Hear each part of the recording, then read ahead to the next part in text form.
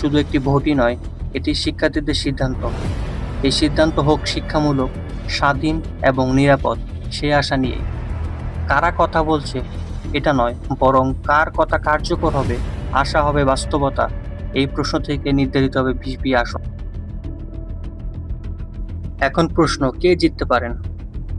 দীর্ঘদিনের নেটওয়ার্ক ও হল ভিত্তিক প্রভাবের কারণে সংগঠন প্রার্থীরা এখনো এগিয়ে। অনেক ভোটার ঐতিহ্যগতভাবে দলীয় প্রার্থীকে ভোট দিতে অভ্যস্ত।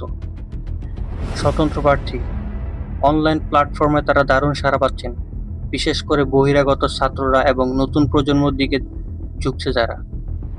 মাঠে সংগঠনের সাথে পাল্লা দেওয়া তাদের জন্য চ্যালেঞ্জ। হল ভিত্তিক আবাসন ছাত্ররা সাধারণত সংগঠনের প্রভাবাধীন।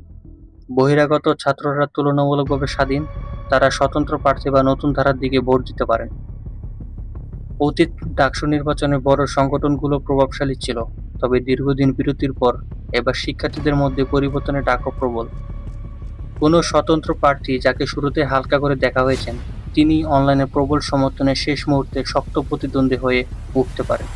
সবকিছু মিলিয়ে বলা যায়, সংগঠন ভিত্তিক প্রার্থীরা এগিয়ে থাকলেও এবার স্বতন্ত্র প্রার্থীরাও গুরুত্বপূর্ণ ভূমিকা রাখতে পারে।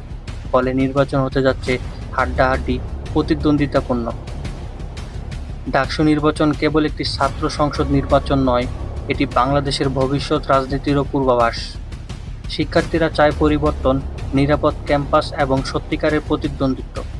কে হচ্ছেন ভিপি তা ঠিক করবে শিক্ষার্থীদের ভোট, কিন্তু এর মধ্যেই পরিষ্কার, এবারের ডাকসু নির্বাচনে শিক্ষার্থীরা তাদের শক্তি পরিচয় দিতে প্রস্তুত।